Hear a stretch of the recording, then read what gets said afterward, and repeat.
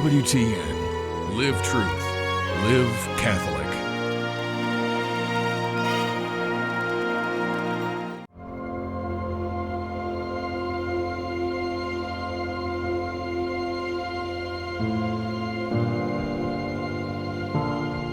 Father McGivney was a parish priest who died during the Asian flu pandemic before reaching the age of 40. He began his signature accomplishment of founding the Knights of Columbus when he was still in his 20s. In many ways, he was a priest ahead of his time. His vision for the relationship between laity and clergy anticipated the Second Vatican Council by nearly a century, and his desire to keep men Catholic guided his founding of the Knights of Columbus, and his conviction that Catholics in America could be both faithful to their church and good citizens helped Catholics claim their place in American society. Over the years, Father McGivney has been honored with many titles: the Model Parish Priest, a Good Samaritan, Protector of Widows and Orphans, Apostle of Christian Family Life, and of course, founder of the Knights of Columbus. However, his witness goes beyond titles. He was above all a testament to the power of spiritual brotherhood and charity.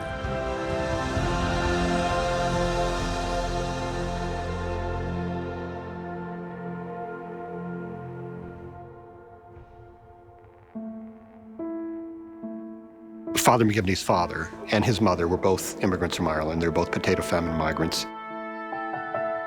But most Irish ended up in cities working in some form of factory work.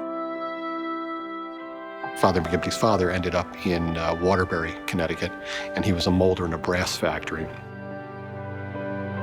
Catholics in general, Irish Catholics in particular, they were at the very bottom of the social ladder.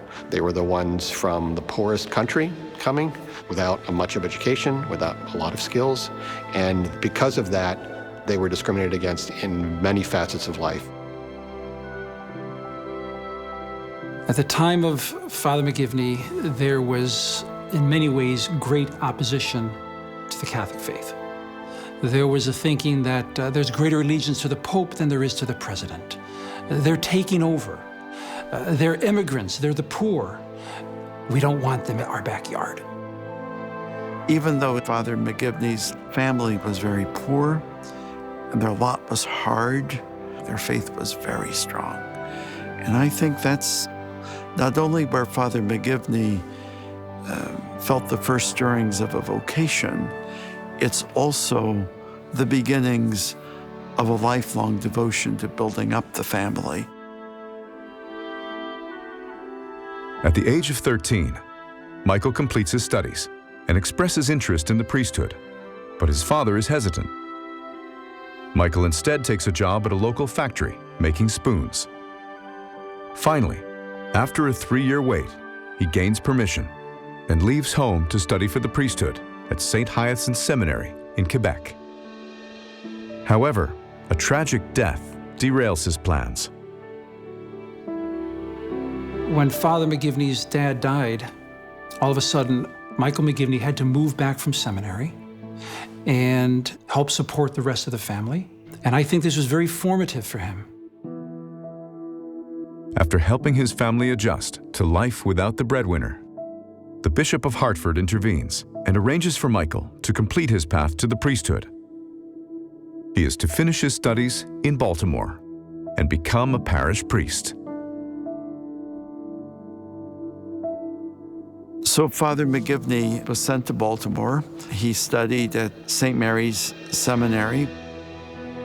Father McGivney made a wonderful impression on his classmates and on the faculty. He was a diligent student. He had great strength of character. He liked to play baseball.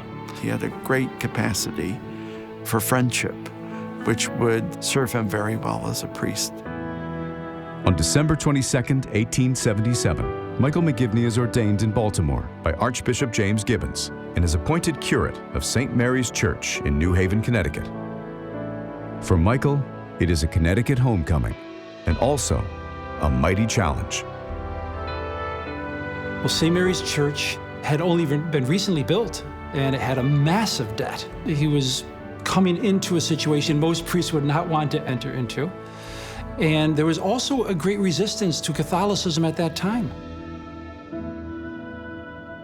Famously, there's an article in the New York Times from soon after St. Mary's was opened talking about the monstrosity on Hill House Avenue, that in the midst of all of these beautiful mansions where all of the waspy residents of New Haven lived, Irish immigrants were now flocking to their neighborhood, and so the residents here were not happy.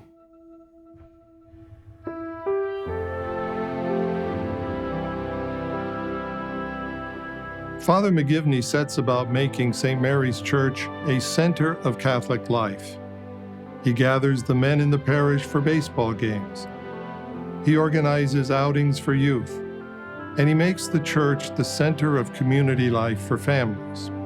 Father McGivney's ministry focuses on the centrality of faith for his parishioners by living out the two great commandments, love of God and love of neighbor. Now, these were not abstract commands for Father McGivney. They had to be put into practice. They had to change people's lives. Christianity's practical relevance was his priority. Everything Father McGivney did was aimed at strengthening the Catholic faith of his parishioners. McGivney reaches out to everyone, including the most despised. In one notable case, a 21-year-old named Chip Smith shoots and kills a police officer while drunk. He is tried for first-degree murder in 1881, convicted and sentenced to be hanged. Father McGivney was not a priest who simply stayed in the rectory. He was the great evangelizer. And so he reached out into this prison and became friends with Chip Smith. Father McGivney would go to the prison, and not just for a quick 5-minute visit, but long, extended visits where he would speak to the man about faith, about God, about forgiveness, about responsibility, and so forth. It is said of Chip Smith that prior to his execution, that he was beloved even by the guards. His personality was so transformed. His life was so transformed. The man who's responsible for that is Father McGivney. Father McGivney understands uniquely the plight of Catholic immigrants. Modern social safety nets do not yet exist. When a breadwinner dies, the consequences are catastrophic: bankruptcy, poverty, and families torn apart. The Downs family were a typical Irish immigrant family of the 19th century, very enterprising. They became the wealthiest and the most socially prominent Catholic, probably, in New Haven. And then, as so often happens, Edward Sr. dies. And the bottom drops out. If a woman was widowed and had children, if she could not prove that she had sufficient financial resources to care for her minor children, the state would take the children from her and place them in various institutional homes. And then even more on top of that, the children's Catholic faith would get no support whatsoever. So it was tragic on both a personal and on a faith level. It begins to look as though the Downs family is going to be broken up by the probate court in New Haven. And in this hour of need, who steps forward but their parish priest? Father McGivney appears to accept guardianship of the child. His intervention enabled young Alfred Downs to remain with his family and one day to go on to graduate from Yale Law School. This is a pivotal moment in the life of Father McGivney. He had lost his own father and had seen the financial and emotional cost to his own family. Now he is able to make a tremendous difference in the life of another family. He understood firsthand the need for the insurance program of the Knights of Columbus.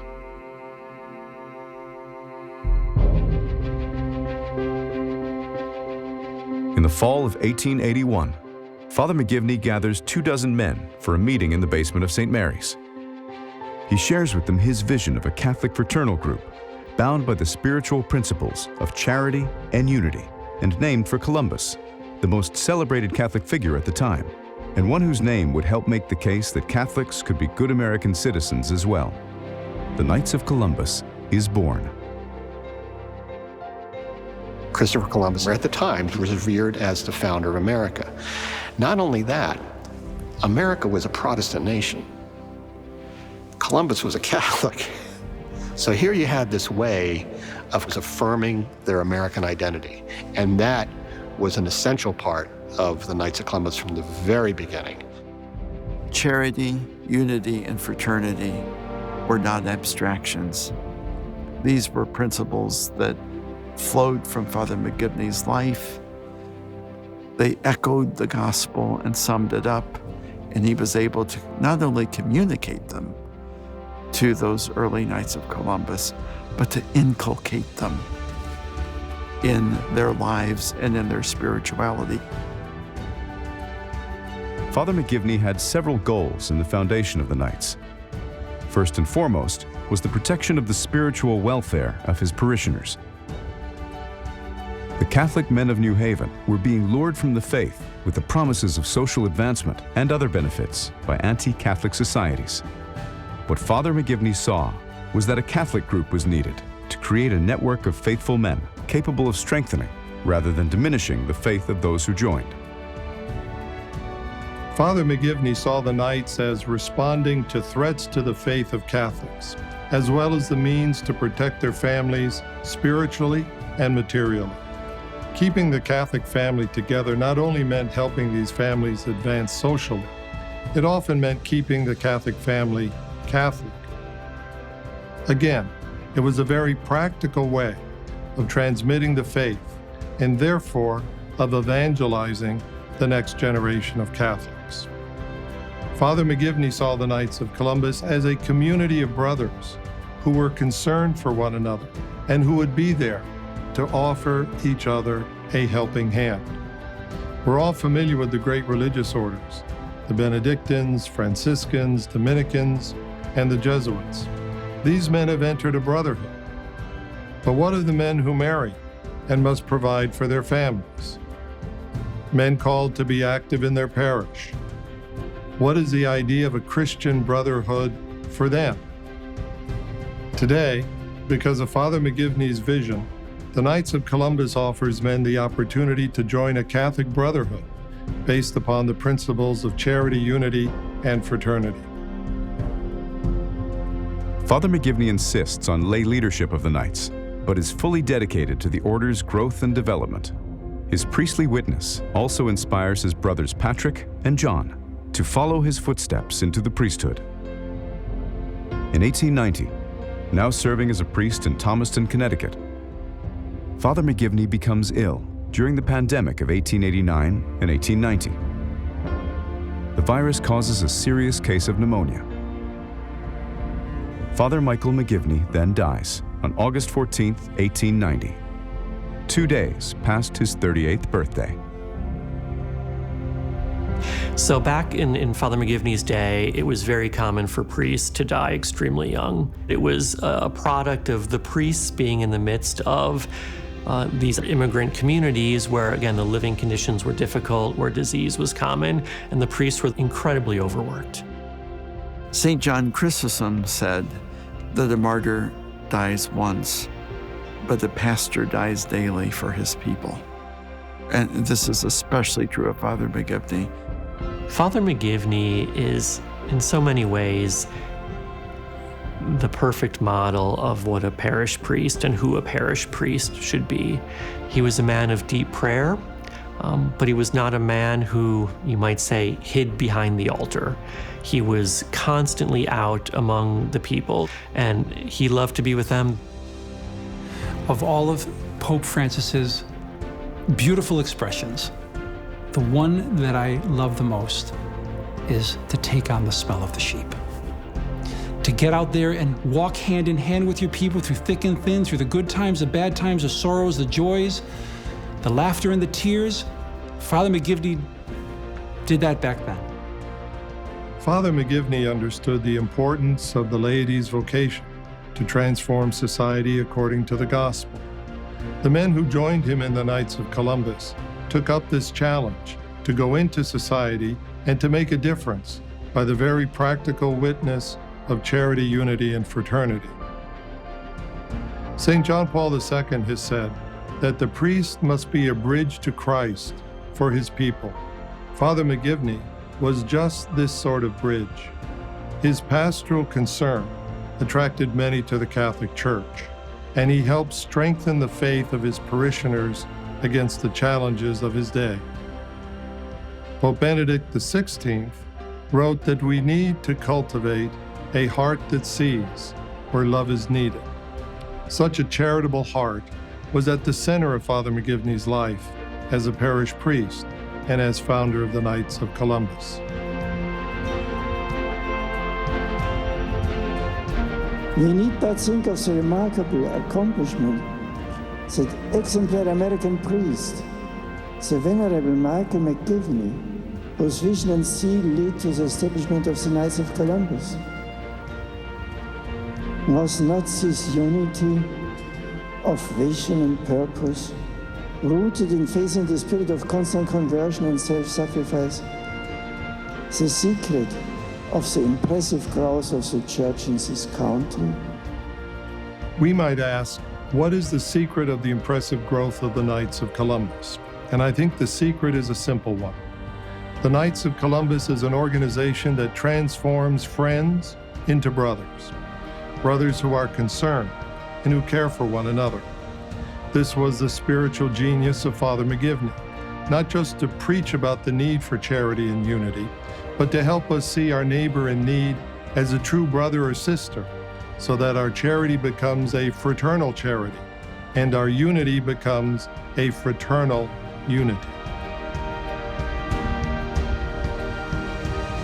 Oggi i Cavalieri di Colombo proseguono la loro opera di carità evangelica e fraternità in vari settori. In questo modo il vostro ordine si dimostrò fedele all'ideale del fondatore, il venerabile Michael McGivney, il quale fu ispirato dai principi della carità cristiana e della fraternità ad assistere i più bisognosi. When Pope Francis speaks of the importance of fraternity, or he tells priests to bring the gospel to the margins of society, I think of Father McGivney, his support for widows and orphans, and his concern for the poor and the suffering.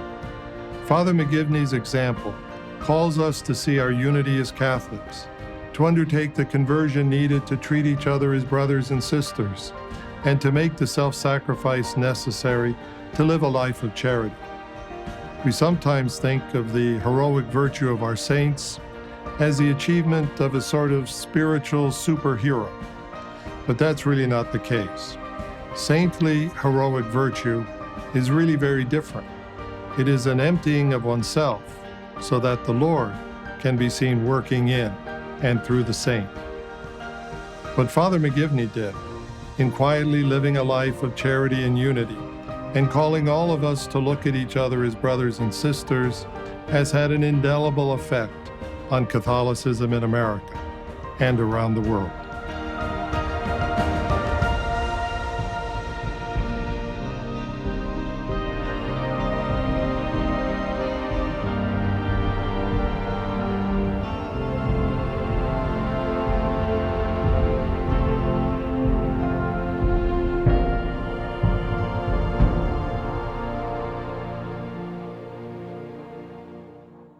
Michael, will you sing us a song?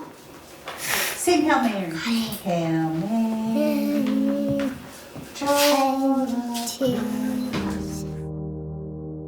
God writes the best stories, and we didn't realize what he was doing in our lives or what he was doing in the world when all this was going on. Only looking back on it did we see all of those things that lined up to bring us to this day. And we sit there with our mouth hanging open. Michael, he's always been a miracle to us. You know, we've always called him a miracle. But then there's a part of you that doesn't realize the gravity of the miracle.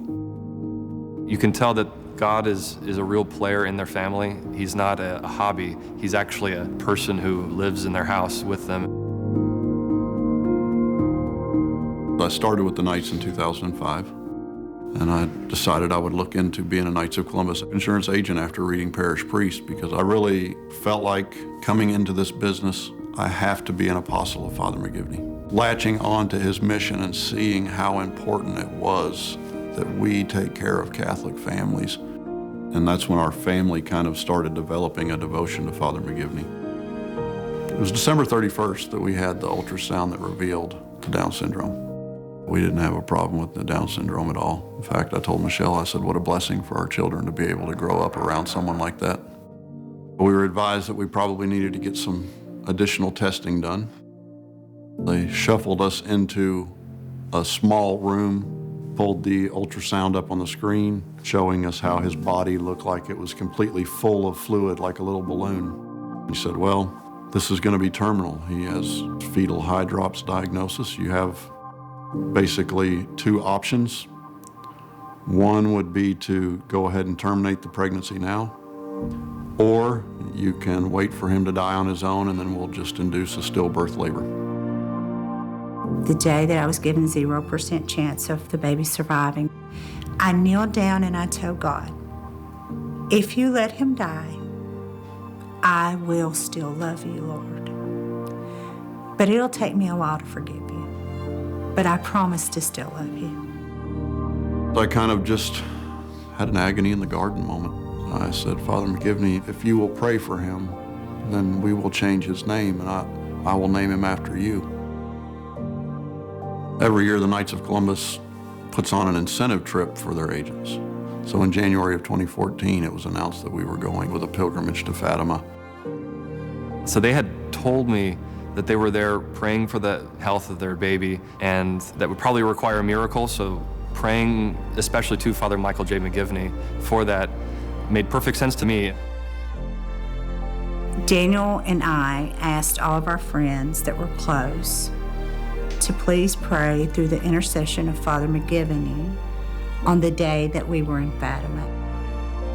I just kept thinking, Lord, let this baby be the miracle. If he's Father McGivney's miracle, then he will live. The reading of the day, it just hit us both pretty hard. Jesus says to the man that comes and asks him to heal his son, go forth, your son will live. And I remember looking at Michelle with my mouth hanging open, thinking, wow, how powerful is that? Physically, I felt like a veil was lifted. The brokenness in my heart was softened, probably from the words, you may go in peace, your son will live. And then we came home, and I went to the appointment for the ultrasound to see where the baby was. She came in and read the ultrasound, and everything looked like a normal Down syndrome baby. And that's when the doctor realized and had to flip through the charts and say, oh, I know who you are now. She didn't realize from looking at the ultrasound that we were the family with hydrops. That is the moment where you have to acknowledge that something has happened here that was miraculous. The doctor printed off one of the little sheets on the ultrasound. She said, look at this picture of this baby. This is the prettiest baby I have ever seen in my life. He was born on May 15th. And that is actually the day that Council 1 of the Knights of Columbus was founded. And then the first doctor who told me that Michael wouldn't live came in. And I never will forget, as long as I live, she said, Michelle, I never thought we would be here. It has been the honor of my life to deliver your little precious baby. I think there are times in your life you think you've seen a miracle. But when somebody tells you that you have, it's even more special. And he is a miracle in a lot of ways. But he came to the right family. I think Michael definitely has changed our family for the better. He's taught us how to love someone who doesn't have to earn your love. I think he's taught us how to help people who are helpless. And he's just brought so much joy to our family and everything that he does.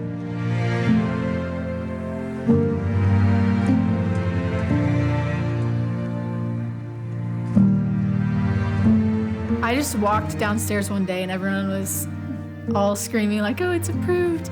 It's still mind-blowing to me that the Pope approved it, that God used our family in this way. Like, I can't even comprehend all of the people that this could touch and help out, and it's just really amazing. If there's a child that Father McGivney would want to help, this is the one. He's the youngest of 13. Father McGivney was the oldest of 13. The Knights of Columbus is very deep into the movement of those with special needs.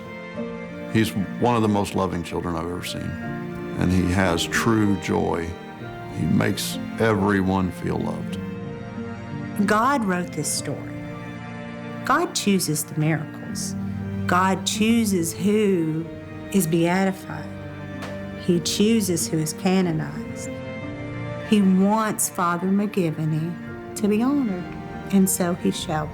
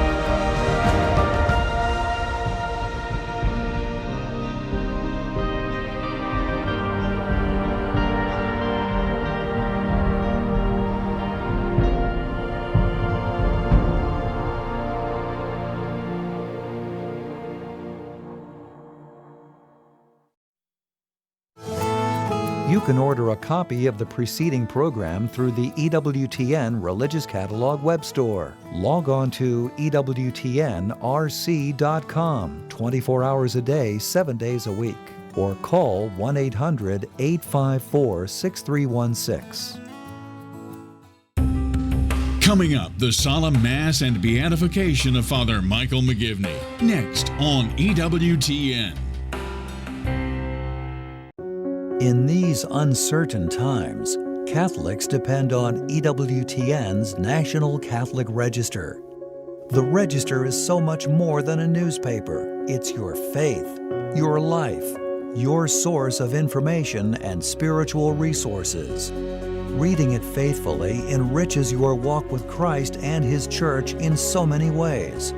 The Register is uplifting, redemptive journalism, interviews with Catholic leaders and newsmakers, liturgical coverage, health, financial, and political topics, and analysis of the key issues you care most about. EWTN's National Catholic Register covers every aspect of the Catholic faith that impacts your world. To get 6 free issues, order online at ncregister.com/TV or call 800-421-3230 and mention code TV. That's ncregister.com/TV or call 800-421-3230 and mention code TV. Call today or visit us online. The National Catholic Register. Read faithfully.